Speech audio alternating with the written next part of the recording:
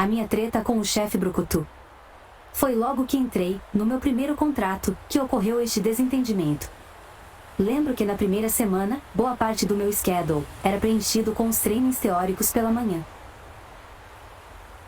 Mas desde o primeiro dia já trabalhamos no setor designado. Eu, como room service, iniciava no turno da tarde fazendo a limpeza dos andares, que consistia em coletar os pratos, copos dos corredores e das ice stations, levando para serem lavados. Na escala de room service, eu tinha que me reportar diretamente ao meu supervisor do setor. Não me lembro se a posição dele já era staff. Ele era um turco grosseirão. Fisicamente, parecia o ator Tony Ramos, porém bem maior e mais peludo.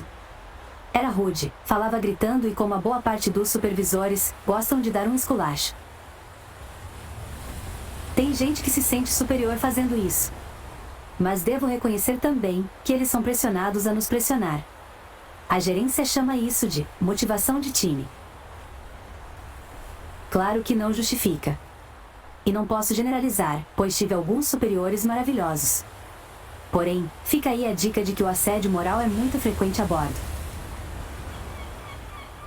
Quando me apresentei ao posto, falei que era meu primeiro dia. No fundo eu esperava um bom treinamento operacional, que desilusão. Ele estava largado na cadeira, mangueando, conversando com algum cara da cozinha. Não tinha ninguém dos colegas por perto. Afinal, quem já domina o sistema, sabe muito bem fazer seu trabalho sem atraso. O Brucutu só virou e disse para eu fazer a coleta e continuou a conversa. Pedi maiores explicações e ele disse, por alto, para eu conseguir um trolley nos arredores. Mostrou onde eram as sacolas de lixo, luvas, a dishwasher e meus andares que deveria limpar. Anotei tudo na mão mesmo, pois na época não sabia quão imprescindível era o bloco de anotações. Eu nem tinha celular ainda e nas regras de uniforme proibia o uso de relógios de pulso. Logo eu estava realmente sem noção de tempo nem de nada. Nem fazia ideia de que o descritivo das tarefas de cada um estava impresso em um A4 tosco na parede. Notei que dele eu não conseguiria tirar mais informações e teria de contar com a sorte. Lá fui eu todo inseguro e com medo, mas tinha que tentar fazer as tarefas. Nesse dia, creio que eu estava encarregada de os 3 andares. Cada andar tinha 2 a 3 ice stations. O comprimento do navio era em média, 295 metros de frente para trás. Como cada andar tinha que percorrer o lado direito e esquerdo, soma-se quase 600 metros caminhados por andar. A coleta é feita com o trolley e é necessária uma boa logística para dar certo. Além da logística, o principal é você saber em que lugar fica o quê, onde estão os elevadores que poderia usar, em qual andar é a dishwasher, em que lugar do corredor fica a ice stations. Se a localização fica do lado direito ou esquerdo do barco, na proa ou na popa, enfim. Existem portas de acesso apenas para funcionários, bem como áreas restritas de guest que não podemos passar com o trolley cheio de louça suja, como por exemplo na recepção e tal.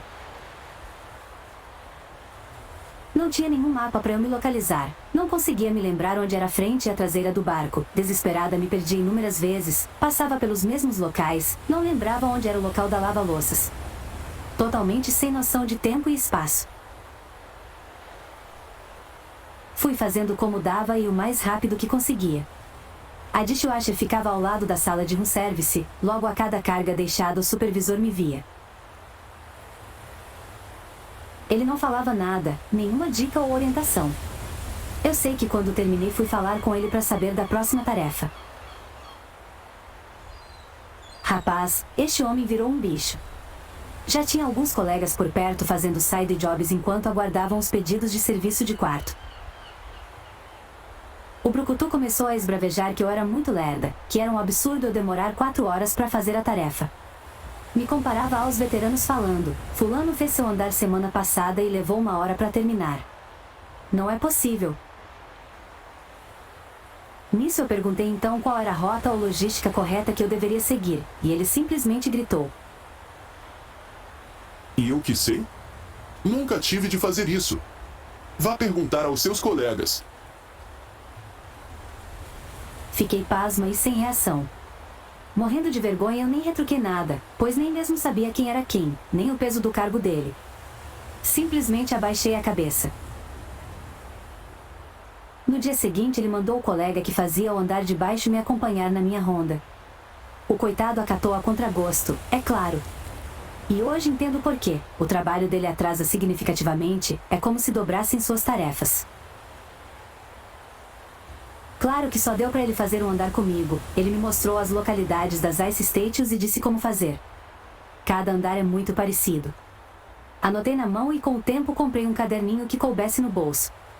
Fui anotando pontos de referência, elevadores, procedimentos e regras. Eu só funciono assim. Com o tempo foi dando certo. Acho uma injustiça um colega super atarefado e sobrecarregado ser obrigado a ensinar os novatos. O brucutu, como meu encarregado direto, tinha esse dever, mas ele seria incapaz de ensinar pois nunca fez o serviço e era um bronco. O que é muito estranho, já que para estar ali ele deveria ter sido antes um de nós, para depois subir para assistant waiter, depois um waiter e assim supervisão. Ambos os cargos, vez ou outra precisam ajudar com as coletas em dias de embarcation muito cheias. Não sei bem se é regra e se todas as cias de cruzeiro são assim. Enfim, é uma superação. Creio que no geral, vale a pena a experiência a bordo para criar casca na vida. Com o tempo fui ficando mais esperta, anotando tudo e pegando o jeito. Mas foi com muito custo e apavoro. Sem contar com o desafio de não ter o inglês fluente, não entender o vocabulário específico da indústria e do setor de restaurante. Além de ter de decifrar o inglês por baixo dos diversos sotaques de diferentes nacionalidades. Percebi que, até para o bom andamento do trabalho, não dá para seguir à risca todas as regras da empresa, como ficar sem relógio. Com o tempo comprei um e deixava no bolso. Mais tarde comprei um celular, menor possível, e fiz um bolso extra no colete do uniforme para acomodá-lo. Mas pelo que notei, a área de restaurantes tem uma mobilidade grande internamente. Você só fica na mesma posição se, estrategicamente, quiser ou se por acaso aquela movimentação parar por algum motivo. O que é raro. Existem além de promoções, muita desistência. Neste mesmo contrato, mais adiante mesmo sendo new hire, já apareceu a chance de subir para assistant waiter. Porém eu não me sentia com inglês confiante o suficiente para conversar com o cliente. O salário aumentaria, eu deixaria de fazer as Ice Stations infernais, porém haveria outras responsabilidades como metas de vendas no restaurante. E eu pessoalmente, detesto trabalhar com meta de venda. Conheci 2 indonésios, já na casa dos 40 anos que estavam no cargo há uns 7 anos e não pensavam em sair, nem do setor nem para promoção. Eram daqueles veteranos de pouca conversa. Pegam o serviço para fazer e somem. Dominam todo o processo de trabalho do setor, muito mais que os gerentes. No final de tudo que fui entender o motivo. Tentei discretamente conversar com um deles por curiosidade. Eles não se matam de trabalhar, não são carreiristas, estão lá para tirar o dinheiro deles da forma mais tranquila, sem estresse, sem se adoecerem. Eles pouco falam com os supervisores e vice-versa. Quanto mais ousadia se dá para a chefia, maiores as chances de ser abusado ou de haver mal-entendidos. Pegam as tarefas deles no cartaz e saem para fazer imediatamente. Tiram descanso escondido, fumam tranquilos, comem quando querem sem serem pegos, sabem onde esconder o trolley e demais materiais de serviço. Enfim, hackearam o sistema. Eles chamavam isso de focaround do jeito certo. Eu percebi a estratégia, mas não fui capaz de aprender nem dominar. Não tive sangue frio. Me deixei levar pelo ressentimento e decepção com a empresa. Trabalhava com dedicação, porém emburrada. Sentia ódio daquela situação exaustiva, cheguei a pesar 48 quilos. Se acatarmos totalmente pelo que o RH e as companhias querem, nos matamos de trabalhar e corremos atrás do rabo até cairmos exaustos e doentes. Isso quando não perdemos a lucidez lentamente e vamos nos transformando em zumbis com síndrome de Estocolmo, apaixonados pelos carrascos. Chamando até a empresa de uma verdadeira mãe, ao falar bem dela para os outros. Sei que alguns podem até recriminar os dois, por se acomodarem na base da pirâmide, quando o esperado socialmente era parar quando alcançar cargo de staff ou até de office. Isso que era ser corporativamente esperto. Mas, a que preço? Quantos ficam pelo caminho tentando chegar no topo para depois descansar? A pipeline para outros postos superiores é imensa. Todos querem subir para cargos onde possam ter mais dignidade e menos suor na camisa. Mas de primeira já me pareceu uma cilada, uma cenoura à frente do cavalo. Meus superiores não estavam assim tão bem, nem com aparência mais descansada.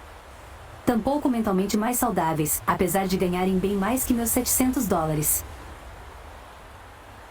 Sei lá, cada caso é um caso, não quero julgar ninguém. Cada um se adapta à sua maneira. Eles dois já perceberam que a promoção poderia ser uma armadilha, ficariam presos pelo dinheiro e cada vez mais atarefados e exaustos. Fora isso, o alerta que quero passar é que não há empresa perfeita. Nem mesmo por ser estrangeira.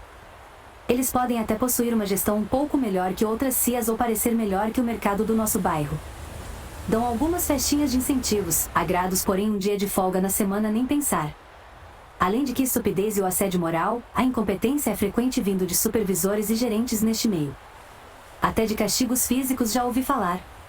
Vale conhecermos nossos direitos e canais de atendimento que possam nos dar apoio de verdade. Desconfie desse papo onde a própria empresa é quem recolhe as denúncias contra elas mesmas. É como se a vigilância sanitária fosse formada por donos de açougues. Esta autorregulação não faz sentido. Fique atento. Antes de embarcar, pesquise sobre a quem recorrer em casos de abusos e assédios. Não se deixe totalmente nas mãos das empresas. Elas fingem que cuidam de você por marketing. Você é a pessoa mais interessada no seu bem-estar. Empresas querem lucro, essa é a meta real delas. O resto é aparência para atrair clientes para que consumam sem peso na consciência de estarem usando uma mão de obra explorada e poluindo os belos lugares onde navegam. Aos aspirantes a marujos, boa sorte e se cuidem em todos os sentidos. Nem tudo são flores e nem tudo são espinhos, esta vivência pode ser válida. Aos veteranos, compartilhe conosco sua experiência. De forma anônima por e-mail, você contribui para trazer luz ao mundo do trabalho em cruzeiros turísticos. Seu relato, positivo ou negativo, ajuda muito mais do que você imagina. Precisamos aprender com você. Envie seu relato para suahistoriaconta@gmail.com. Ajude esse nosso ponto de encontro e de troca a crescer. Dando like você aumenta nosso alcance e assim outras histórias virão. Meu intuito é trazer conhecimento deste mundo a bordo através de relatos reais e não expor pessoas e empresas, por isso o anonimato. Obrigada por assistir. Até a próxima!